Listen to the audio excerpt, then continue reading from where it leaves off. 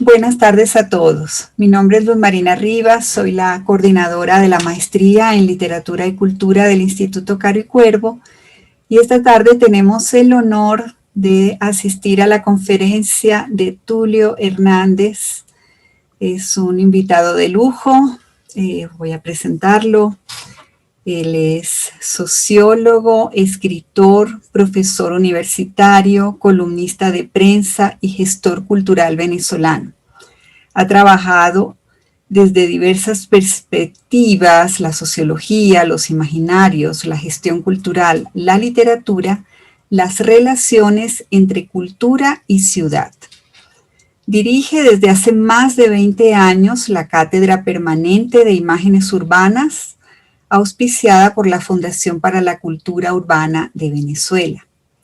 Ha compilado los libros Ciudad, Cultura Urbana y Espacio Público, 2010, Estrategias Culturales en la Renovación de las Ciudades, 2013, Cultura, Ciudadanía y Desarrollo Local, 2013, y Caracas en 25 Afectos, 2015. Actualmente vive en el exilio en Bogotá, donde es profesor de Gestión de Ciudad y Cultura Ciudadana en la Universidad del Rosario. Es columnista en la edición dominical del diario El Nacional por más de 20 años. Sus textos han sido publicados en The New York Times en español, El Tiempo y Arcadia en Bogotá, la red de diarios Vocento y El País de España. También es uno de los directores y fundadores de la Asociación Ávila Monserrate, que se ocupa de los derechos humanos, de la promoción de la democracia y de la migración venezolana en Colombia. Recientemente también ha hecho varios ciclos de entrevistas a personajes muy relevantes como el escritor Sergio Ramírez, el escritor Sergio Chepfek, la escritora Ana Teresa Torres, Edgardo Rodríguez Juliá, Néstor García Canclini y otros muy interesantes invitados de la Fundación para la Cultura Urbana. Se pueden ver en YouTube. Bueno, sin más, entonces vamos a escuchar Ciudades bajo palabra. Bienvenido, Tulio. Muchas gracias por estar con nosotros esta tarde. Bueno, gracias a ti, Luz Marina, gracias al Instituto Caro y Cuervo, y para mí es una gran alegría volver a este tema de mis preocupaciones por establecer relaciones en general sobre cultura y ciudad, pero en particular sobre las relaciones entre las distintas maneras como el arte en particular se ha aproximado a la ciudad o se aproxima a la ciudad, teniendo en cuenta que la ciudad, como le podríamos llamar, la magna creación, la más grande creación del ser humano, siempre ha sido un tema muy atractivo, muy seductor para el cine, para las artes plásticas, para la literatura. Y a mí en particular me atrae la relación entre la ciudad y la escritura y la literatura. Y siempre lo imagino como un triángulo que se produce entre alguien que escribe, un autor, una persona con una biografía, un texto donde se resume su relación con una ciudad. Y esas relaciones las comencé estudiando básicamente por vía de las ciudades imaginarias, sobre todo las ciudades imaginarias de América Latina. 3 que nos han marcado radicalmente, diría yo, o muy fuertemente, sobre todo desde que ocurrió el famoso boom de la literatura latinoamericana. Me refiero a Macondo de García Márquez a Santa María de Onetti y a Comala de Juan Rulfo. Pero hoy en particular me voy a ocupar de otra cosa. Me voy a ocupar de la manera como 4 autores, Juan Rulfo,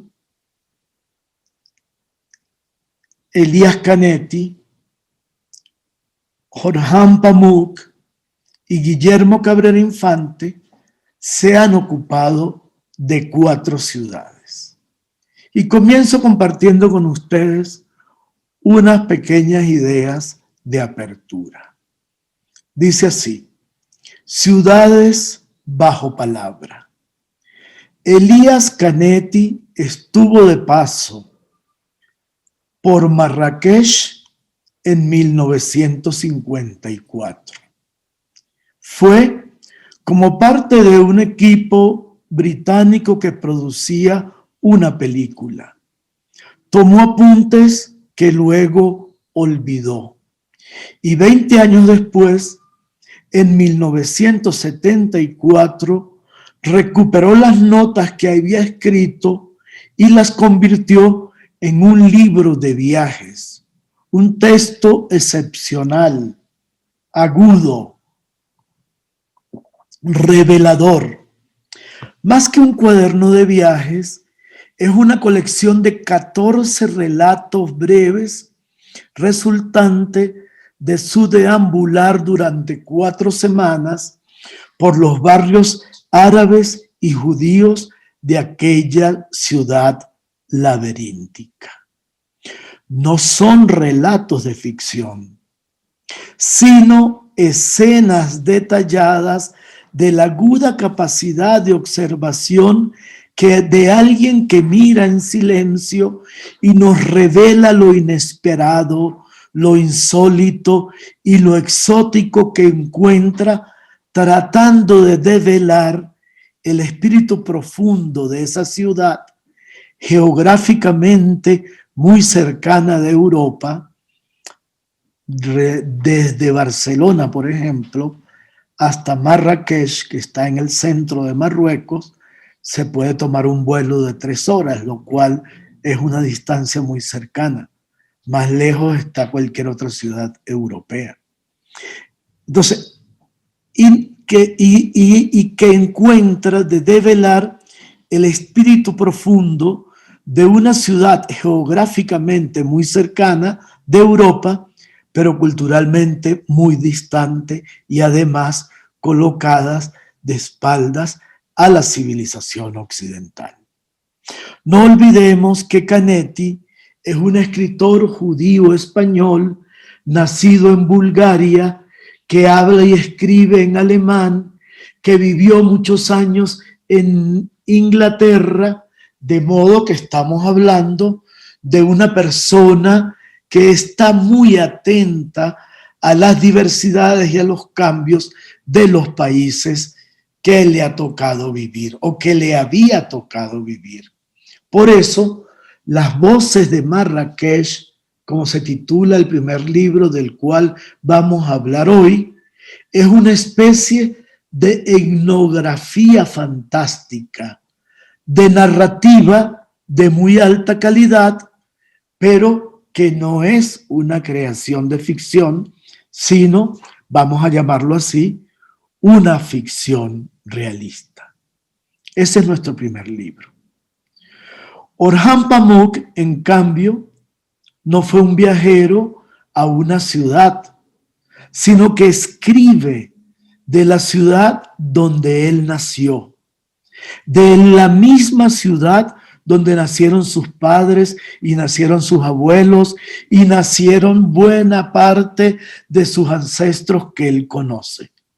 Así que Pamuk no escribe sobre un lugar extraño que conoció por sorpresa, sino que escribe sobre el lugar donde nació, donde creció, donde se hizo adulto, a cuyo pasado y presente está indisolublemente ligada su vida, y por eso, fíjense, termina escribiendo una biografía o una autobiografía que es al mismo tiempo una biografía de la ciudad, una especie de diario arbitrario en el que, al contarse a sí mismo, al contar su historia, va contando la historia y describiendo a fondo esa ciudad fascinante, deslumbrante, anciana y eterna llamada Estambul, la capital, la antigua capital del Imperio Otomano. En cambio, muy diferente es el caso de Guillermo Cabrera Infante en Tres Tristes Tigres. Cabrera también habla de la ciudad donde nació, pero no lo hace desde su vida propia, como una biografía, ni quiere explicarnos cómo ni por qué es así la ciudad, La Habana, la capital de esa isla que nunca hace silencio, llamada Cuba. La ciudad de Cabrera Infante es más bien un decorado, es el escenario de una serie de aventuras en donde el protagonista o donde los protagonistas son la música y la fiesta, el derroche y la cubanidad y sobre todo la palabra y la noche. Por eso Cabrera no escribe ni un cuaderno de viajes ni una autobiografía, sino una novela que retrata un instante, un momento de la vida de esa ciudad. Hablamos de finales de los años 50, que se había convertido en el punto de confluencia entre el turismo, sobre todo el turismo americano, norteamericano, la vida nocturna, el gran momento de la música antillana, un tiempo de la fiesta y de la exageración. La ciudad de los cabarets que llegó a su ocaso, de los cabarets, de los hoteles lujosos, del turismo sexual, que llegó a su ocaso con esa ataque, vamos a decir así, de conservadurismo que significaron las fuerzas puritanas de la Revolución Cubana. Ese es nuestro tercer libro, una novela. Pero si la de Cabrera es una ciudad amasada por los ruidos, por el ruido y por el torrente de palabras, cuando uno lee Cabrera Infante se enfrenta a una especie de salto ángel, para decirlo en venezolano, de gran caudal de agua que son las palabras y las palabras. Pero si así es la Habana de Cabrera, la Comala de Juan Rulfo, nuestro cuarto libro, es un lugar hecho de susurros y silencios. Una ciudad donde el autor de Pedro Páramo obviamente no nació. Lo sabemos porque conocemos su acta de nacimiento. Pero tampoco es una ciudad, aunque decir que es una ciudad sobre Comala es una exageración, porque realmente es una aldea, o mejor, una comarca, una comarca a la que tampoco Rulfo fue de viaje, fue de turismo, por lo menos no en el sentido físico del término, y tampoco es una ciudad que el autor se inventó, como García Márquez lo hizo con Macondo, o como Onetti lo hizo con Santa María. Comala es una ciudad que posee a Rulfo, que lo invade,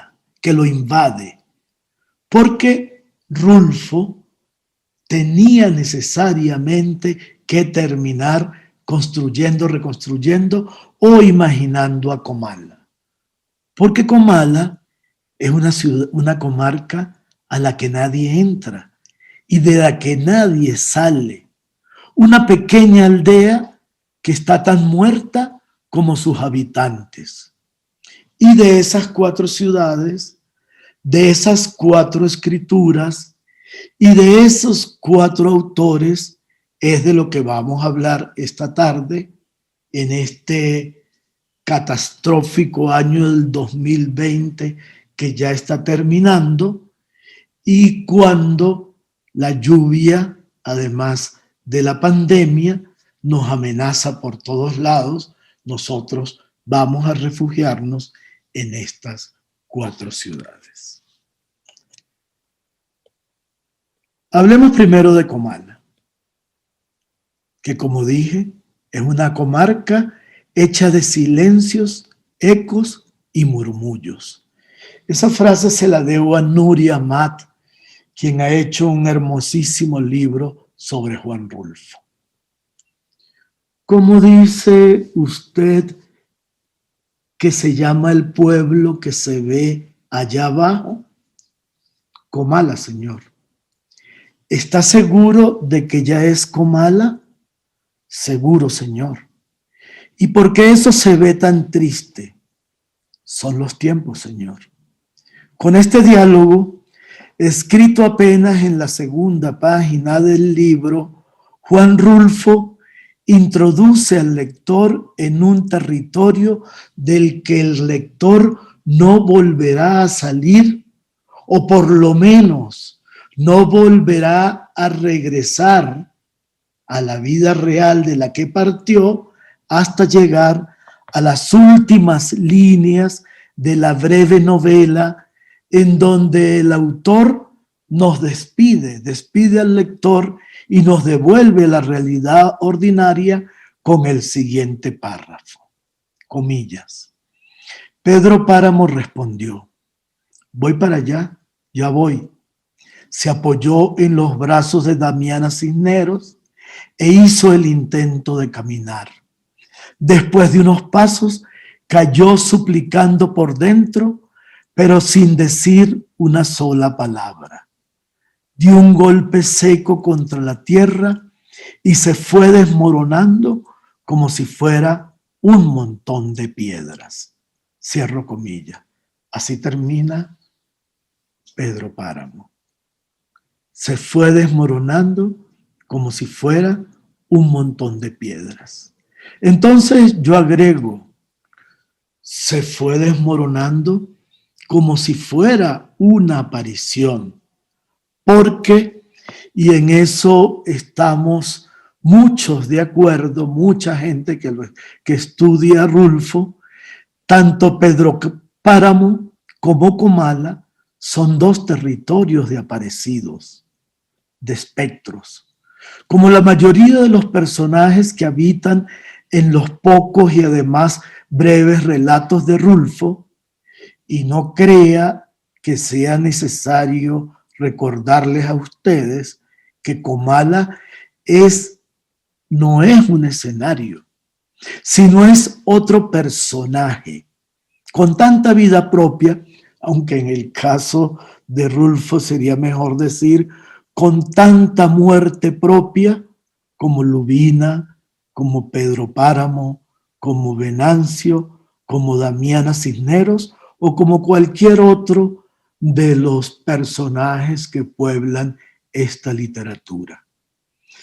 Tan espectral es este lugar llamado Comala que he llegado a preguntarme si en realidad Comala existe, o ha existido, o existió alguna vez. Pero debo aclararles algo. Cuando yo me pregunto esto, no me estoy preguntando si esta aldea perdida en medio de la nada existió en el sentido histórico de la palabra existir. No me pregunto si existió como París, o si existió como Pompeya, o como Estambul, o como La Habana. Me lo pregunto en el sentido literario del término. Es decir, me pregunto si existió como Macondo, porque Macondo, no lo olvidemos, tiene una historia. José Arcadio la soñó, después la construyó, tuvo un momento apoteósico, después decayó y después, tal y como estaba escrito en los manuscritos de Melquíades, desapareció, llevada por un viento furioso que la quitó de este mundo. Y Santa María también existe. Santa María tiene un río, tiene barcos, tiene un astillero, pero Comala no. De Comala no se sabe nada, no se sabe dónde existió. Macondo tiene tanta vida real que si ustedes se meten en Wikipedia, allí están definidos incluso los límites de Macondo, la ubicación geográfica. Hay una canción que le canta a Macondo, hay dibujos que representan a Macondo, pero en cambio de Macondo no sabemos nada. ¿Y por qué sabemos tan poco? Bueno, porque lo único que nos deja claro Rulfo es que se trata de un conjunto de casas momificadas, colocadas fuera del tiempo y del espacio. La ciudad está muerta y las casas vacías.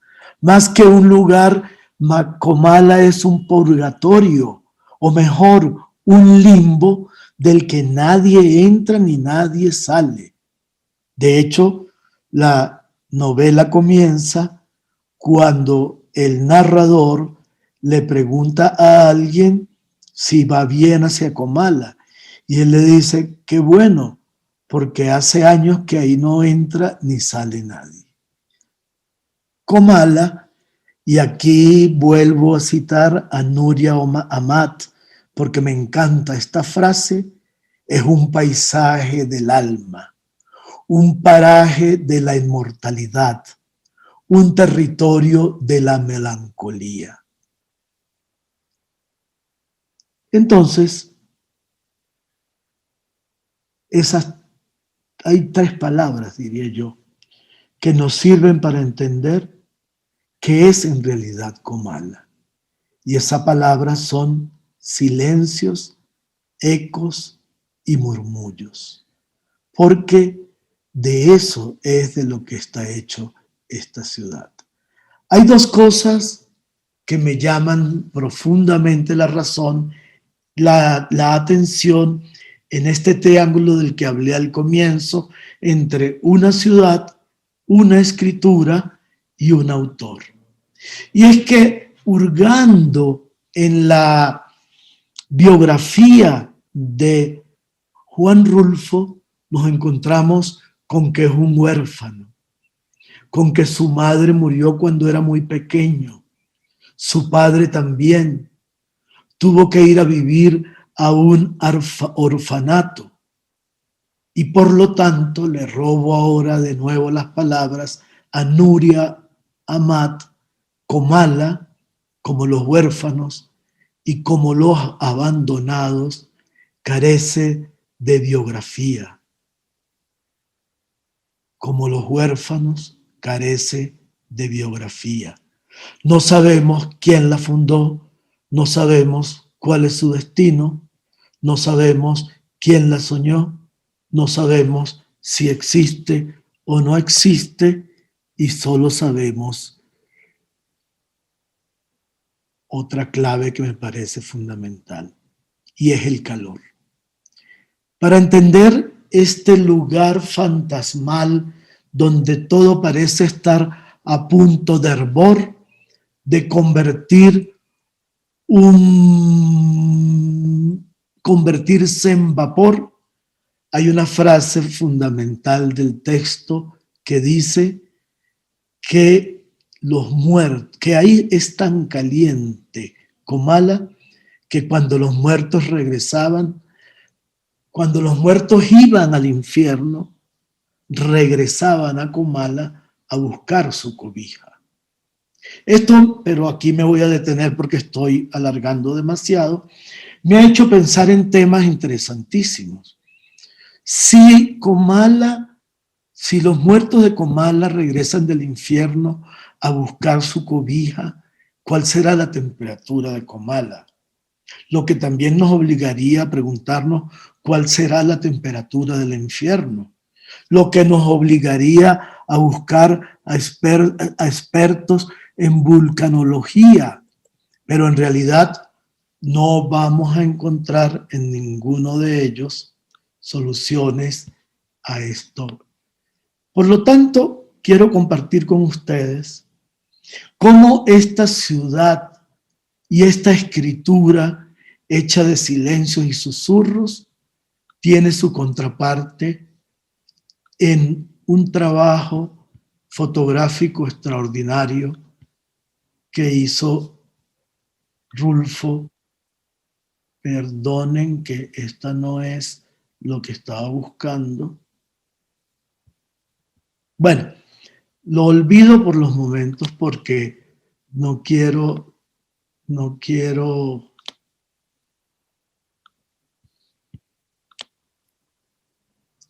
Sigo.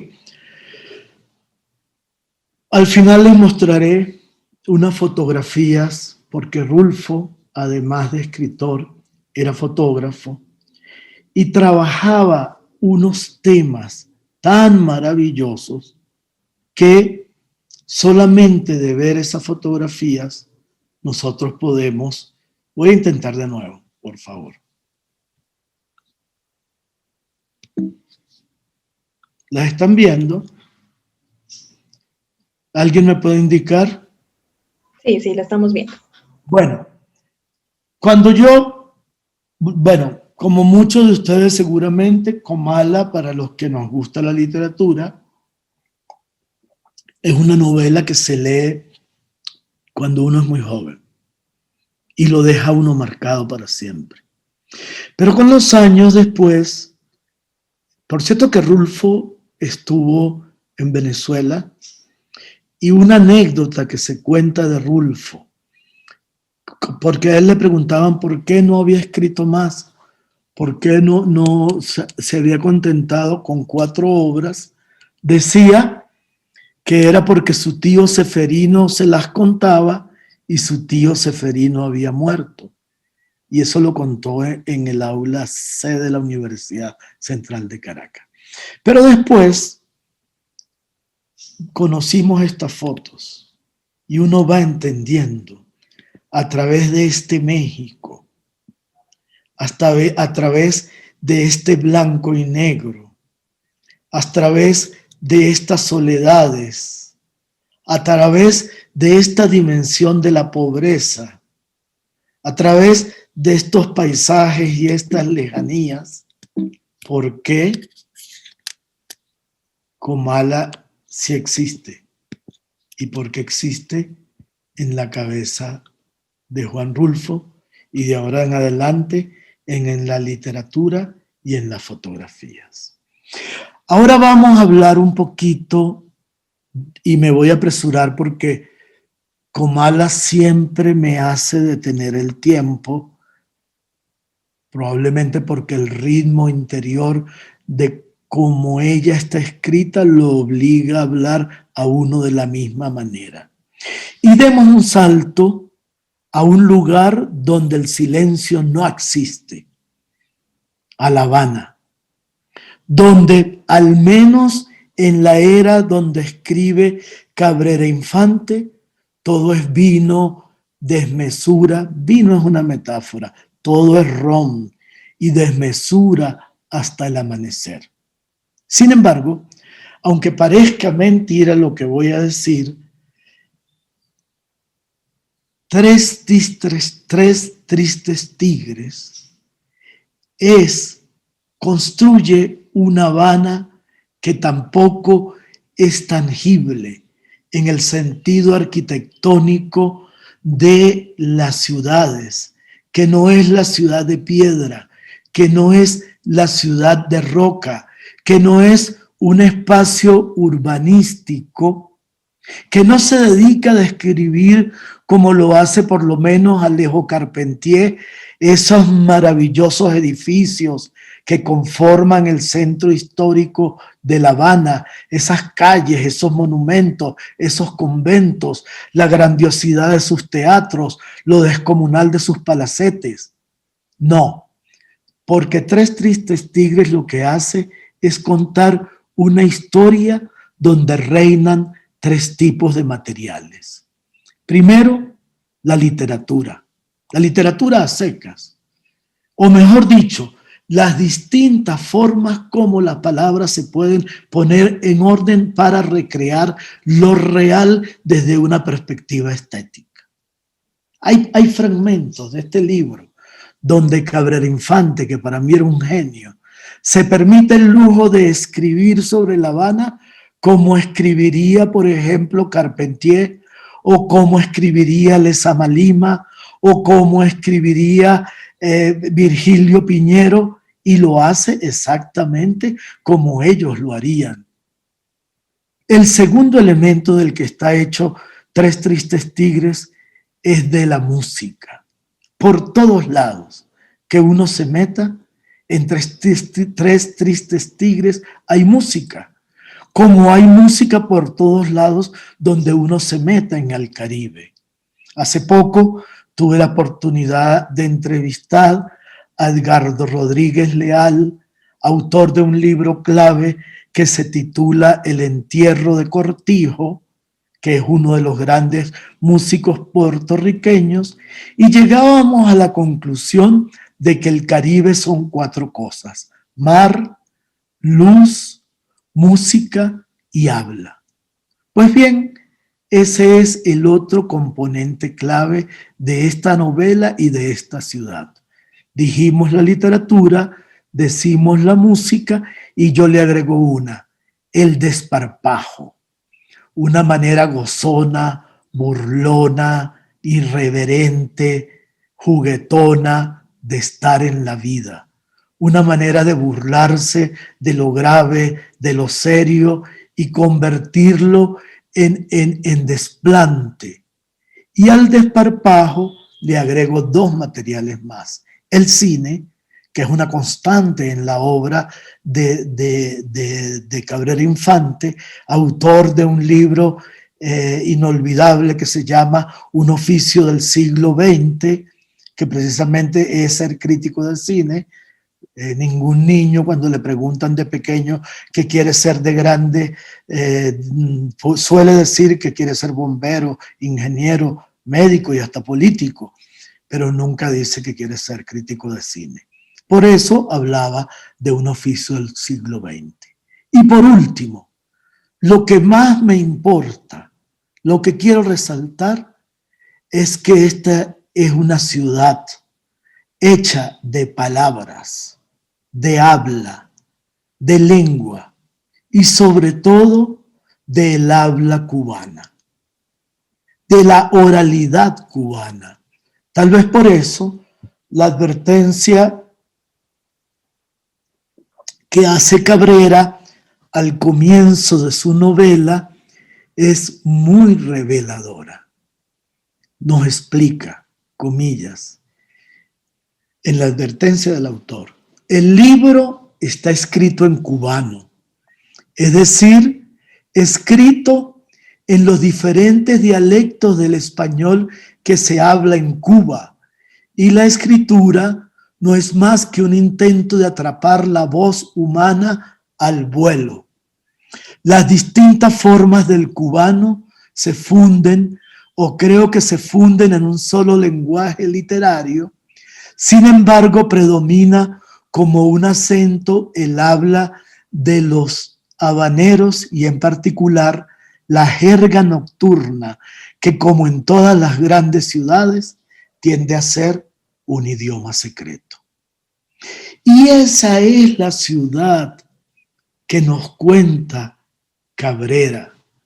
Es una ciudad absolutamente caribeña, rochelera, burlona, pícara, juguetona, musical, hecha de palabras y de canciones, que tiene como referencia no los grandes íconos urbanos, el monumento tal, la plaza tal, sino el nombre de lugares muy concretos, el restaurante Humboldt, el Bar San Juan, el Club Ticoa, la Zorra, el Cuervo, el Eden Rock, las Cibeles, el Colmao, el Hotel Flamingo, el Flamingo Club y por supuesto que no se me vaya a olvidar el Tropicana, el cabaret que era el epicentro de la noche habanera de los años 1950, en donde todo comienza, esta novela comienza desde la primera página. Y en esa manera, por cierto, yo tuve la suerte de conocer el Tropicana, pero ya en épocas del comunismo bastante avanzado. Yo la primera vez que fui a La Habana fue por el año 1975 y lo que quedaba era una caricatura triste, casi que bochornosa de la mala calidad de lo que uno ha visto que fue ese cabaret. Entonces, por si acaso alguno de ustedes no lo recuerda o no lo ha leído, voy a leer la manera como abre Tres Tristes Tigres. Recuerden, está escrito en habanero. Y como yo hablo un mal inglés, probablemente se me va a dar fácil el inglés mal hablado por los habaneros. Dice así: Showtime, señoras y señores, ladies and gentlemen, muy buenas noches, damas y caballeros, tengan todos ustedes. Good evening, ladies and gentlemen. Tropicana, el cabaret más fabuloso del mundo. Tropicana, the most fabulous nightclub in the world, presents su nuevo espectáculo is the new show where performers of continental fame, en el que artistas de fama continental se encargarán de transportarlos a ustedes al mundo maravilloso. They will take you all to the wonderful world y extraordinario of supernatural beauty y hermoso of the tropics, del trópico. Para ustedes, queridos compatriotas, el trópico en el Tropicana. Y esta manera burlona de hablar perdonen un segundo a ver si consigo algo acá. Esta manera burlona de hablar y de representarse. Voy a compartir pantalla de nuevo.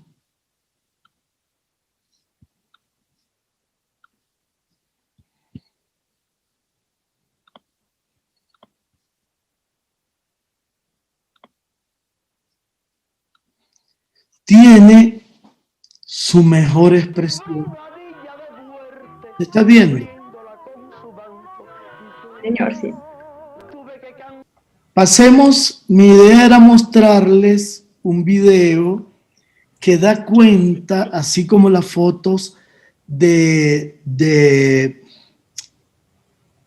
Rulfo dan cuenta del tipo de ciudad que construye con Comala.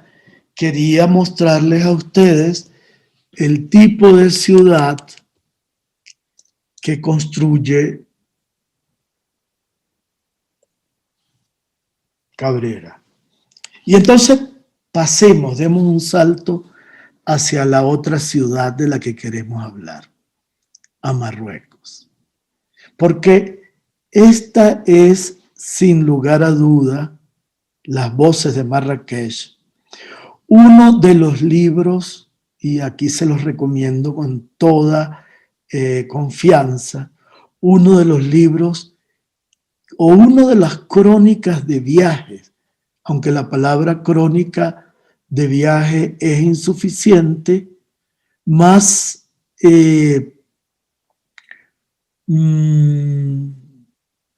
reveladora de los secretos de una ciudad que yo haya visto alguna vez. Y esa obra es el producto de una observación sencilla de un narrador, Elias Canetti, que tiene la particularidad de ir observando cosas en una ciudad impactante como Marrakech, una ciudad que, como dije al comienzo, está muy cerca de Occidente, pero muy lejos culturalmente. Y Canetti lo que va haciendo es contando pequeñas historias de las cosas que ve. ¿Y qué ve Canetti? Mira, en una ciudad que es laberíntica, que es una medina, mira cómo mira por la ventana una mujer que está totalmente cubierta. Cómo mira por las rendijas de un tipo de vivienda que está totalmente aislada para que nadie vea a esas mujeres y esas mujeres sí vean hacia el exterior.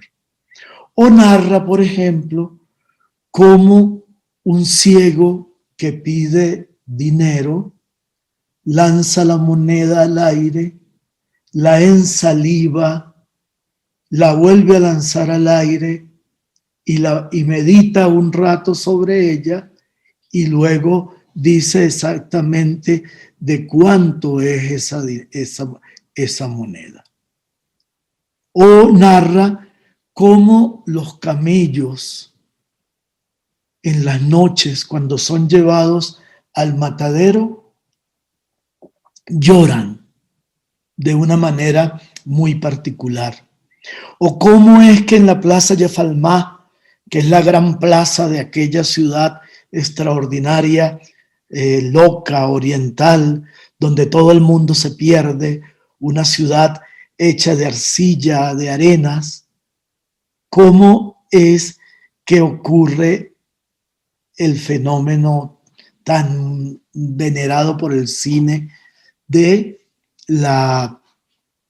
el encantador de serpientes. O narra, por ejemplo, una escena en detalle de cómo una especie de payaso, de entretenedor, utiliza un burro para que sea su contraparte en los números cómicos, y así sucesivamente. La importancia para mí de esta mirada, de estos relatos de Canetti, es que nos ponen en contacto con otro universo, con otra manera de estar en la vida, con otra forma de la ciudad, a través de una especie de relato de ficción. Y Canetti logra, eso es un libro de apenas unas 75 páginas, que cuando uno vuelva, y fue lo que me ocurrió a mí, o cuando uno vaya a esa ciudad, se encuentre básicamente con los relatos que él te contó y que te dejaron marcado esa manera de mirar la ciudad. Entonces, yo creo que mirando hasta aquí, y voy a tratar de resumir el cuarto libro, porque me he extendido demasiado y me comprometí a 1 hora. Mirando hasta aquí, hemos visto 3 maneras de asociarnos literatura y ciudad. La literatura como la ciudad como invención onírica, la ciudad como escenario de una obra literaria y la ciudad como testimonio de un viaje, como mirada entre los diferentes, entre alguien que se acerca, ya lo dije, casi etnográficamente a un lugar. Y por último, nos quedaría, y dejo un espacio entonces para, por si acaso hay interés en algunas preguntas, el Pamuk, el Estambul de Pamuk. Y esto yo creo que merecería una sesión especial. Primero, porque Estambul es la ciudad, yo creo, más conmovedora a la que personalmente yo haya tenido la posibilidad de visitar. Pero muchos de los viajeros y mucha de la gente que viaja a esa ciudad encuentra que es una ciudad perturbadora, conmovedora, por varias razones. La primera porque está entre tres fuentes de agua, el mar Caspio, el mar Negro y lo que se llama el Cuerno de Oro, que forman el Bósforo, que es una especie de inmenso lago alrededor del cual se erige aquella ciudad que tiene por lo menos tres monumentos que cuesta imaginar. La Mezquita Azul, la más grande mezquita del planeta. Déjenme ver si ahora tengo mejor suerte y vamos viendo algunas cosas. No sé qué me pasa hoy, pero no se pudo la función de compartir. Yo tendré abierta mi función de compartir pantalla. Bueno, de verdad que les pido disculpas. No sé qué pasó, dice que no se puede iniciar. Algo hice mal. En todo caso, ya veremos también. Esta ciudad que tiene esta particularidad de tener unas construcciones como la Hagia Sofía, como el Palacio Topkapi, como la Mezquita Azul y como el Gran Bazar, que es sin lugar a duda el mercado más grande de todo el planeta, es contada por uno de sus miembros, por una persona nacida en ese lugar como Pamuk, a través de una biografía de él y una biografía de la ciudad. Pero además, Pamuk, a través del recurso autobiográfico, emite por lo menos 4 teorías sobre esta ciudad. La primera, que es una ciudad donde la gente vive entre los monumentos como si los monumentos fueran un hecho más, un acontecimiento normal, una circunstancia cotidiana y no esta fuerza atractiva del turismo y del concepto de patrimonio cultural que anima a las ciudades con grandes monumentos. 2, que lo propio de la gente de esta ciudad, de los habitantes de esta ciudad, es el sentimiento de amargura, la sensación de haber perdido la grandeza que tuvieron alguna vez de ser el gran imperio del planeta, así como lo fue Londres o como lo fue Roma y como lo fueron ellos, como lo fue esa ciudad. La tercera, la idea de que esa ciudad ha sido creada básicamente por la imagen de los escritores y de los pintores europeos, incluyendo Nerval, Gautier, y la cuarta, la sensación de que es una ciudad que nunca se ha podido representar a sí mismo más que en blanco y negro. Entonces, esto que nos va explicando Pamuk, por suerte me conseguí en una librería de viejos, porque toda mi biblioteca se quedó en la ciudad de donde fui echado, y puedo leerles una parte donde Pamuk nos explica, dice, en parte, esa sensación en blanco y negro tiene que ver con la pobreza de la ciudad y que en lugar de exhibir lo que tiene de hermoso e histórico, todo este viejo, descolorido, caído en desgracia, todo está viejo, descolorido, caído en desgracia y tirado a un lado.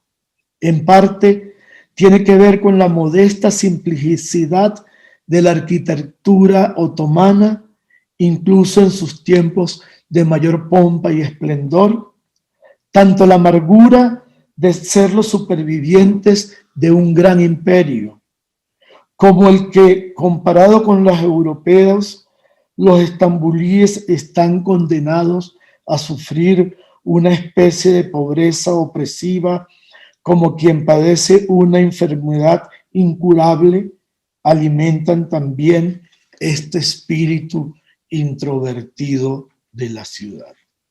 Y eso es lo que hace este libro.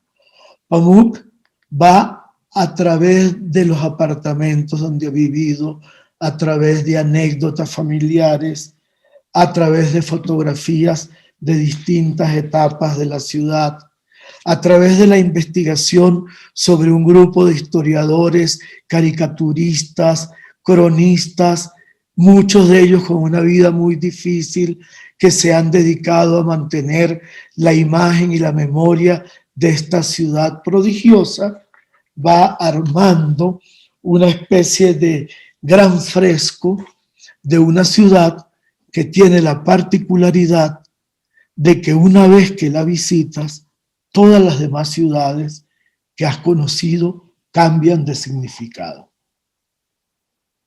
Vuelves a París y piensas que París es demasiado ordenada, vuelves a Venecia y piensas que Venecia es demasiado evidente, vuelves a Madrid y piensas que Madrid es demasiado jovencita, es como una adolescente al lado de Estambul. Y al final comprendes qué es eso que uno siente cuando transita por aquellas calles llenas de siglos, hay obras del siglo V, y qué es lo que te transmite el poco colorido o el colorido existente solo en los bazares de una ciudad que, como bien la define Pamuk, está marcada por la nieve y marcada por el blanco y negro. Para concluir, porque ya son las 5:59. 6 en punto.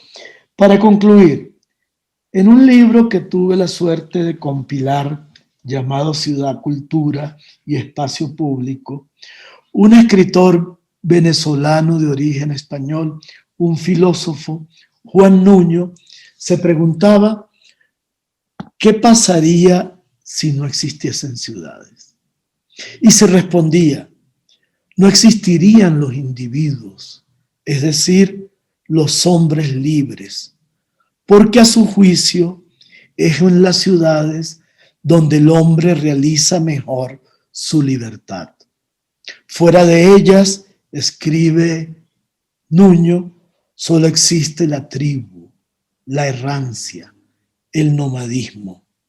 En las ciudades, concluye Nuño, es donde aparece por primera vez la noción de individuos, de ser aislado y soberano. Y por eso es que las ciudades, las existentes o las imaginadas, las utópicas o las distópicas, han sido siempre un lugar privilegiado de la creación y de la imaginación artística. Desde la Biblia, que se inventa aquel exabrupto llamado Babel, aquella primer gran rascacielos donde Dios castiga a los seres humanos por atreverse a querer llegar al cielo, cambiándoles sus lenguas y haciendo que no se entiendan entre sí, hasta las ciudades del cine, como Metrópolis de Fritz Lang, en aquella película del realismo alemán, que imagina una ciudad totalmente dominada por las máquinas, sometida por el control total de la industrialización, pasando por las ciudades perfectas como Utopía de Tomás Moro, donde todo está planificado y todo el mundo es feliz, o por las ciudades realmente existentes donde se inventan historias como Muerte en Venecia de Thomas Mann, o por las ciudades más cercanas a nosotros, como estas que mencioné al comienzo y con las que quiero cerrar, Macondo, Santa María, Comala, siempre habrá un intento de construir, imaginar, reconstruir, indagar en las ciudades, y en ese intento humano siempre la literatura será una pieza fundamental, cualquiera que sea el camino que se elija, el de la biografía, el del cuaderno de viajes, el de la novela o el de la imaginación pura de una ciudad que puede o no puede existir, pero que en realidad es secundario la respuesta. Gracias, Luz Marina. Disculpa que me haya extendido tanto, pero tenía muchas cosas que compartir.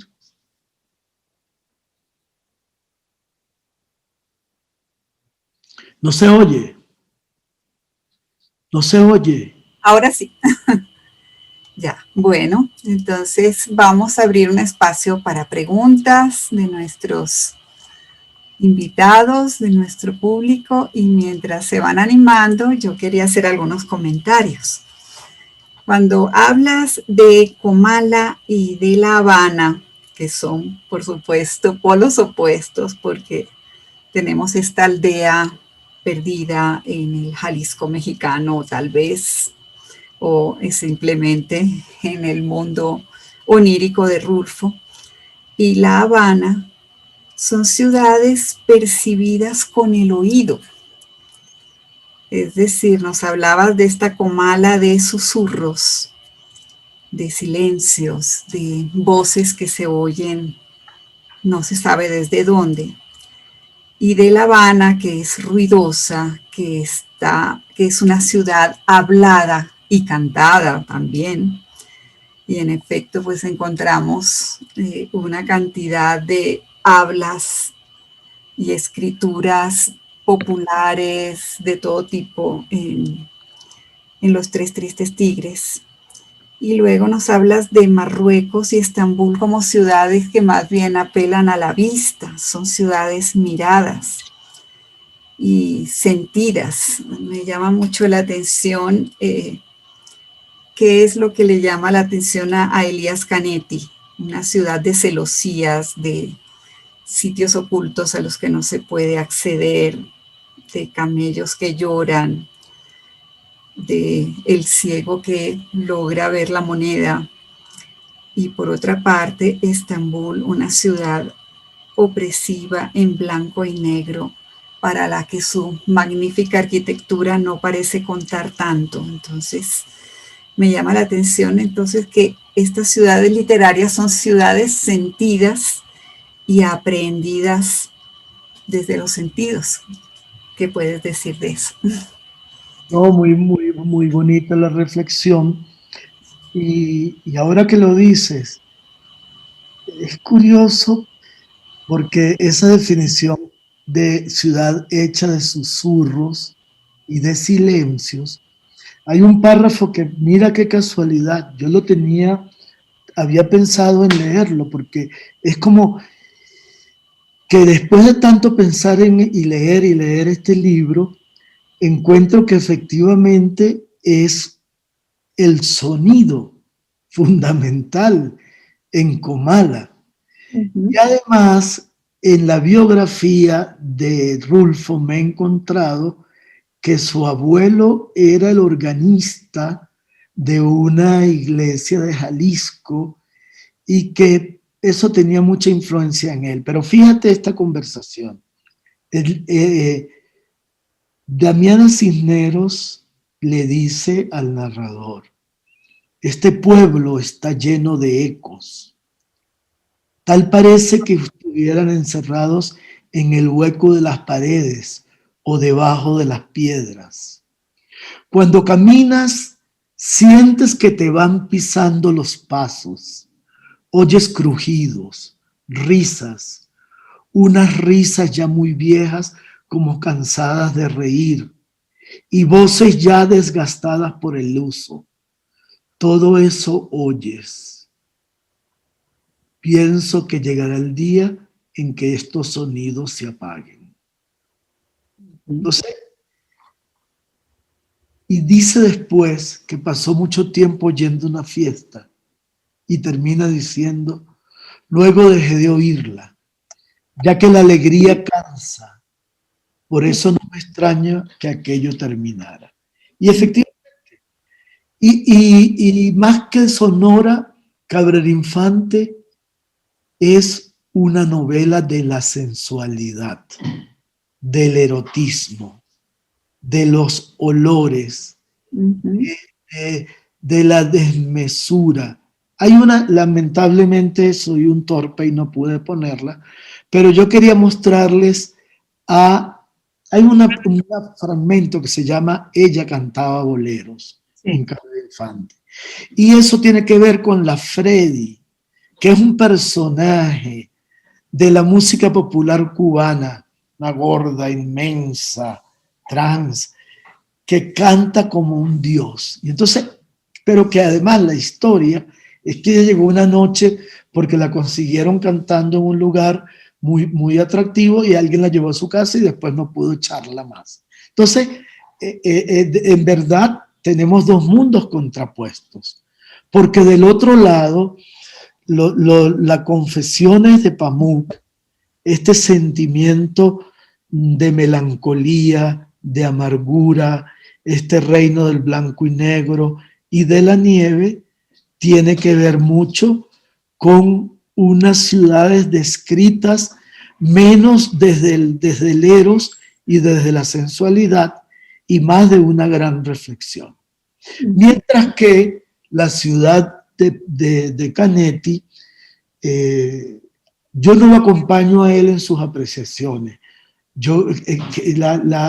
La Marrakech que yo viví, aunque era Ramadán y era una ciudad muy caliente, es una ciudad muy vital, pero es muy chocante para el mundo occidental.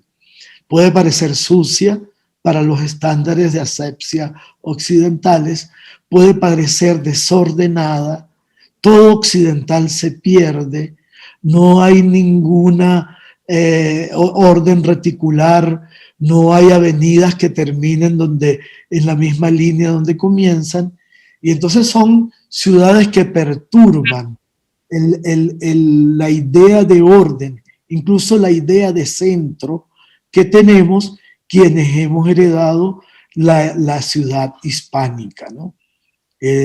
Las medinas no tienen centro, no tienen cuadrícula, a veces no tienen ni direcciones. Entonces, eso es lo interesante de estos cuatro modelos y cómo Canetti no le queda otra, y ahí está la magia de la literatura, que recurrir a eso que llamamos al comienzo un realismo fantástico o una crónica de viajes de ficción que es lo único que le permite atisbar a entender ese misterio que permanentemente se le presenta ante sus ojos. Y hay una cosa muy, muy, muy grata, que es un tema en el que insiste mucho Canetti, y es en el tema que lo viví de los precios. Él dice, los precios de las mercancías son arbitrarios, son subjetivas, son espontáneas, son oportunistas, no dependen de las reglas claras de la oferta y el mercado. Y él dice, recuerdo, hay precios, un mismo producto, hay precios para los extranjeros que solo tienen un día en la ciudad. Hay precios para los extranjeros que ya llevan 3 semanas. Hay precios para las mujeres, hay precios para los hombres, hay precios para los niños. Incluso lo viví yo, yo fui con mi amigo Oscar Lucien, que habla muy bien francés, pero es negro de Martinique y parece de la India por su delgadez, y entonces a él era el que le daban los mejores precios. A mí me cobraban una cosa en $3 y a él en 1. pero nunca pudimos averiguar por qué, si era más simpático, si era más cercano a ellos. Al final decidimos que todas las compras las hacía él. Y eso, de ese acontecimiento, hace un gran relato. Uno de los 14 relatos es en los SUCs. Y el eje de ese relato es el precio arbitrario de las cosas, que recuerdo que él dice: toda compra es el comienzo de un complicado affair que uno no sabe cómo va a terminar y que además uno nunca sabe si salió ganando o salió perdiendo.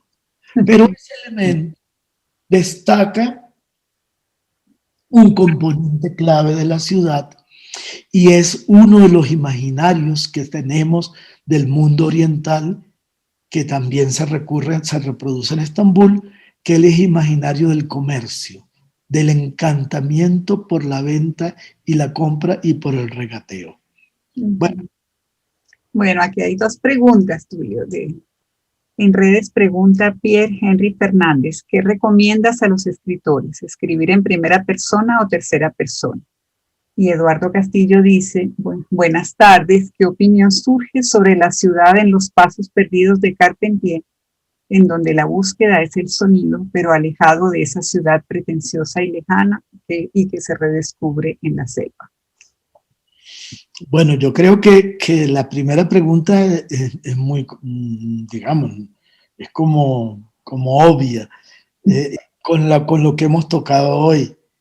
Cada uno encontró una voz, porque cada uno resuelve a través de la ciudad una necesidad creativa o psicológica, que a veces es lo mismo, totalmente distinto.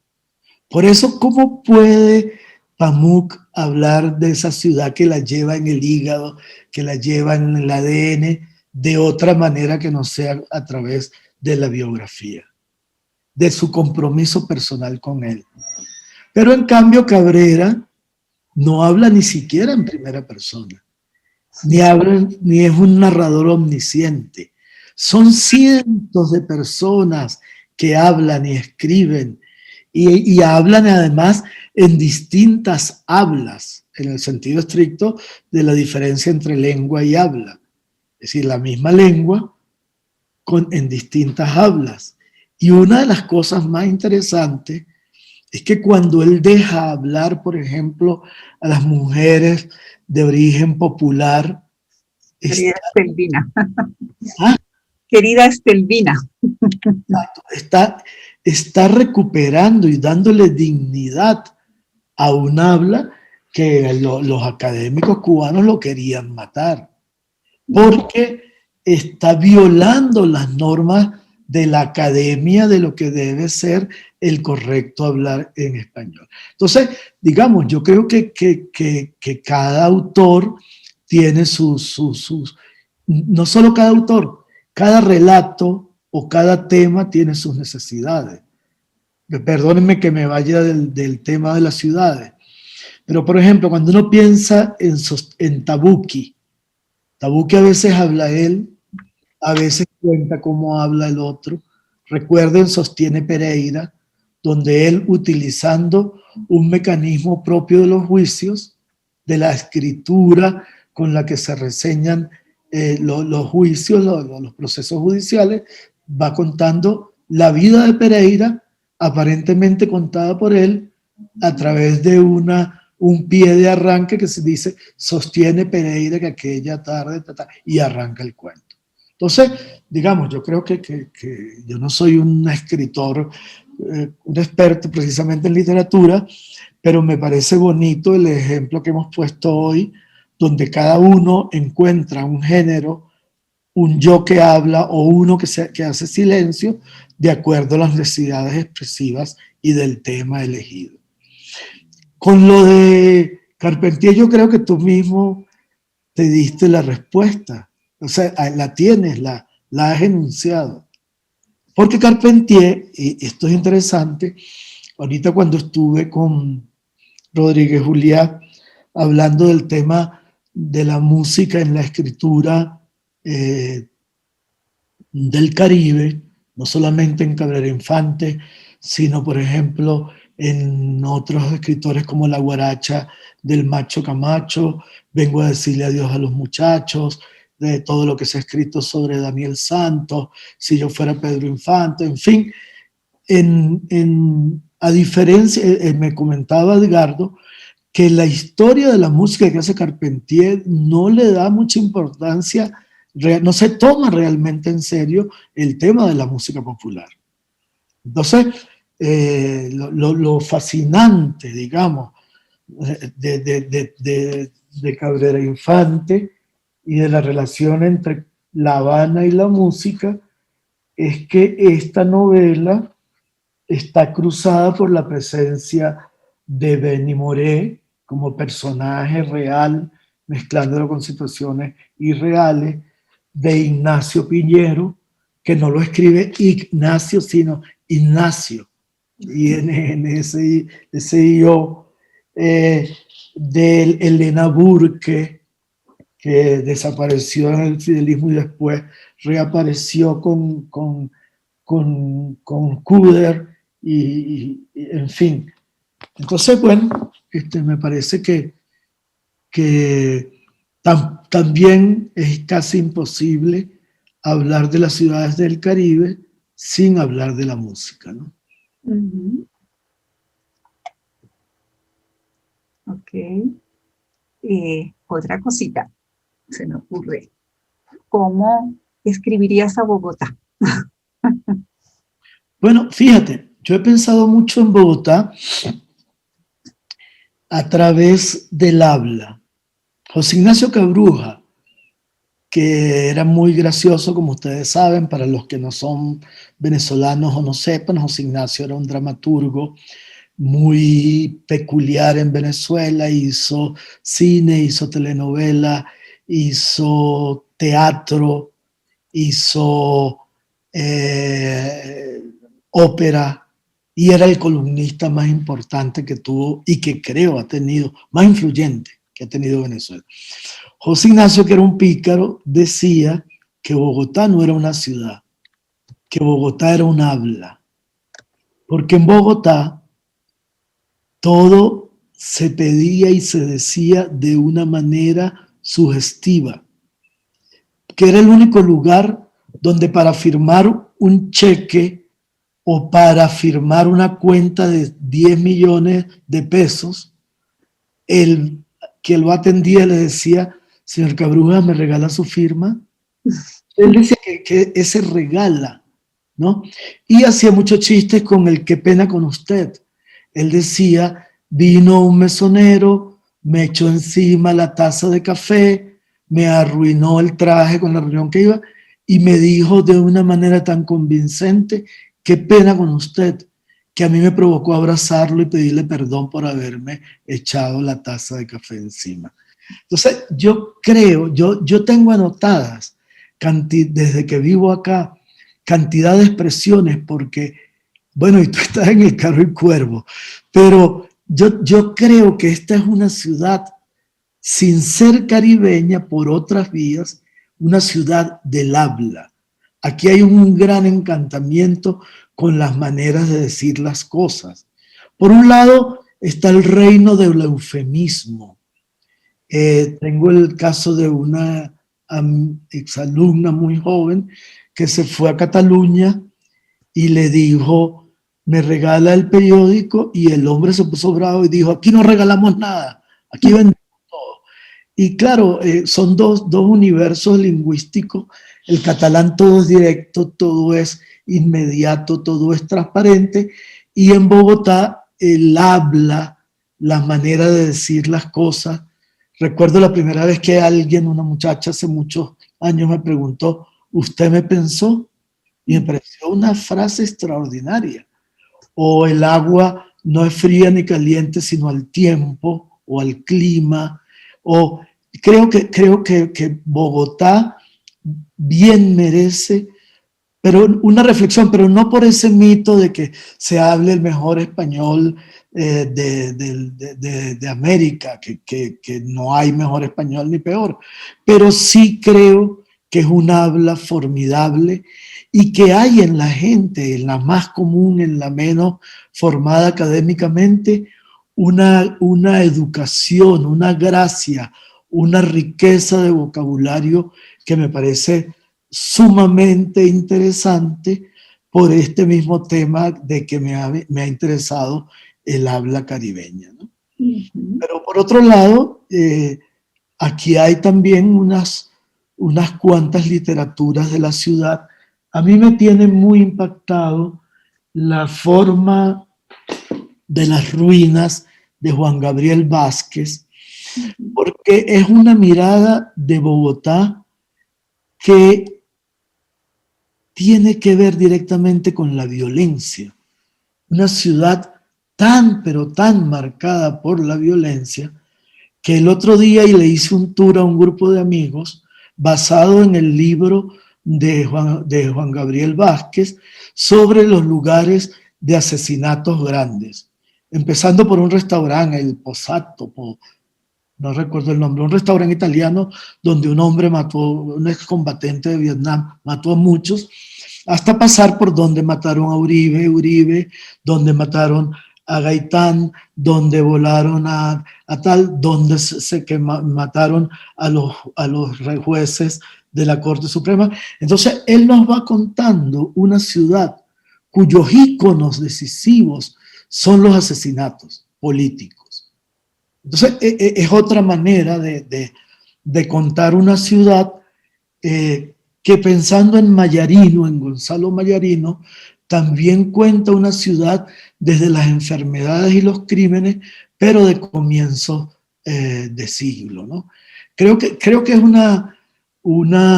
son muchas lecturas las que tiene Bogotá, muchas lecturas ya hechas y otras pendientes de hacer. Creo que hay una deuda con esta ciudad que es su naturaleza, su vegetación, su exuberancia, la diversidad de árboles, que es una cosa que a mí me parece muy estética, pero que no influye en la plástica o no ha influido de manera decisiva en la plástica local. Interesante. Bueno, aquí John Bustamante nos comenta, a propósito también está la relación de Andrés Caicedo y Cali. No sé si conoces Que Viva la Música. Magnífico, magnífico. Andrés Caicedo. Bueno, porque Cali, Colombia es una ciudad, perdón, Colombia es un país donde hay una literatura regional muy contundente de relación con las ciudades. Si vemos la relación de Medellín en la obra de Vallejo, también marcada por el tema de la violencia, tanto en el Desbarrancadero como en La Virgen de los Sicarios. Si vemos todo el trabajo que está en Viva la Música de Caicedo y en general en los escritos juveniles, bueno, él no tuvo tiempo de hacer otra cosa que juvenil, de Caicedo, y ya recién he descubierto las particularidades de la literatura de la costa, ¿no? Que es muy, muy, muy original y que no es deudora de García Márquez como se pudiera creer. Tiene unos exponentes, hablo de los contemporáneos. Claro. Perdón. No, sí, está bien. Y me parece pues interesante, sí, la presencia de las ciudades en esta escritura colombiana. Lo de Macondo merece un estudio especial que sí se ha hecho, pero todavía no a fondo. Hay en la edición especial de 100 años de soledad, en el prólogo que hizo Vargas Llosa, hay un acercamiento muy interesante porque Macondo como metáfora de América Latina y los procesos urbanísticos de esa ciudad es interesante porque allí hay un trabajo no solamente especulativo, sino una lección de crecimiento y desarrollo urbano muy, muy, muy interesante. Bueno, nuestro común amigo Carlos Enrique Guzmán Cárdenas Nos dice, Tulio, imagínate que estás escribiendo y narrando una ciudad desde el encierro. ¿Por dónde empezarías tu relato? ¿Por el miedo, la esperanza, etcétera? Tomando, como dices, que refleja una necesidad psicológica que es en definitiva una necesidad creativa. Bueno, yo he pensado en el tema porque el encierro, bueno, me imagino que estamos hablando del encierro actual. El encierro actual tiene una particularidad y es que todos somos unos ermitaños conectados. A mí me gustaría tomar una de esas fotografías, si fuera pintor, una de esas representaciones de los ermitaños religiosos con una barba larga, metidos en una gruta, ensimismados, orando, pero poniéndole una serie de audífonos y de cables, porque el ermitaño que somos nosotros es un ermitaño global, es un ermitaño que si quiero ahorita hablo con el zinc y con un amigo que tengo allá y estoy conectado y puedo ver más películas y leer más libros que nunca antes. Entonces, probablemente la ciudad que yo escribiría sería más a lo Arthur Clarke o a lo Ray Bradbury, o más que una metrópolis, una telépolis. Es decir, me haría un relato de anticipación científica donde hay una ciudad con semáforos, túneles, salas de baile, discotecas, cafés, pero absolutamente una ciudad Zoom. Virtual. Una ciudad que es más que virtual. O sea, sería como unos seres humanos condenados a no salir más de su madriguera, pero permanentemente conectados con todos los demás, desarrollando nuevas formas, nuevas maneras de estar juntos que no sabemos a dónde llevan, ¿no? Muy bien. Bien, creo que no hay más preguntas. Está bien ya además, ¿no? Sí, yo creo que, bueno, pero ha sido muy interesante. Entonces, esta perspectiva de la ciudad vivida y sentida más que la ciudad arquitectónica, tal como aparece en estas novelas, ¿sí? Tulio, muchísimas gracias por este rato que has compartido con nosotros. Ha sido de verdad un gusto tenerte en el Instituto Caro y Cuervo virtual, telemático. Pero bueno, entonces toda nuestra gratitud. Hasta luego. Marina, yo quiero guardar una palabra de esta conversación. Bueno, nuestra directora, la profesora Carmen Millán, por favor. Ay, quiero guardar la palabra rochelera. Muy venezolana. Divina, Rochela, pues Rochela era para mí pues el juego de los niños tirando almohadas y fregando, pero hoy Rochelera hay aire de danzón, qué sabrosa.